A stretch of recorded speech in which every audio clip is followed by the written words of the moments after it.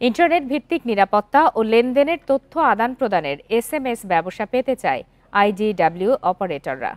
এর ফলে মেসেজিং অ্যাপের ব্যবহার বৃদ্ধিতে চ্যালেঞ্জের মুখে থাকা গেটওয়ে অপারেটরদের বিনিয়োগ সুরক্ষা পাবে।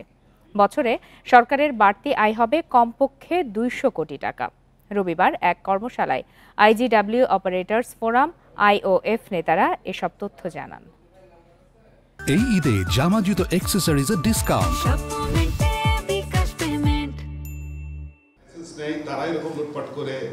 রোববার রাজধানীতে ইন্টারন্যাশনাল গেটওয়ে শিল্পের চ্যালেঞ্জ ও সম্ভাবনা বিষয়ক কর্মশালার আয়োজন করে টেলিকম সাংবাদিকদের সংগঠন টিআরএনবি। দেশে গত কয়েক বছরে বেড়েছে হোয়াটসঅ্যাপ, সিগন্যাল, টেলিগ্রাম, ইমোর মতো মেসেজিং অ্যাপে বিদেশি কল আদান প্রদান।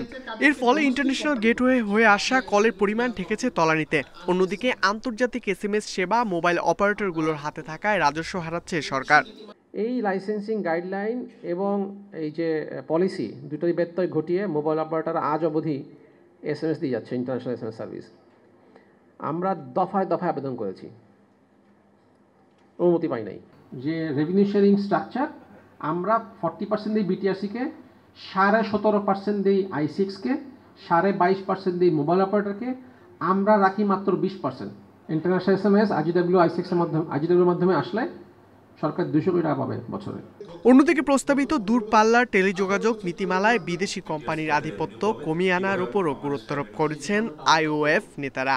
এই যে আমাদের এই লাইসেন্সগুলো যদি আসলে বিলুপ্ত হয় আগামীতে, তাহলে যে এই যে টাকাগুলো যে সরকার পেত, এই টাকাগুলো বিটিআরসি কোত্থেকে আবার পাবে?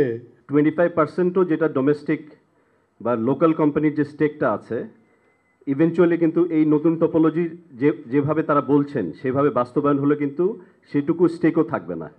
এবং এটাকে আমরা যেভাবে দেখছি, এটা বহুজাতিক কোম্পানিকে এনকারেজ করারই একটা পলিসি।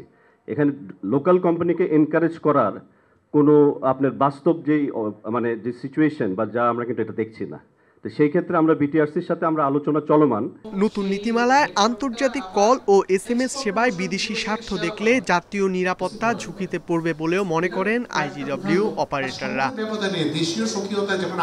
ইকরামুল কবির, ইন্ডিপেন্ডেন্ট নিউজ, ঢাকা।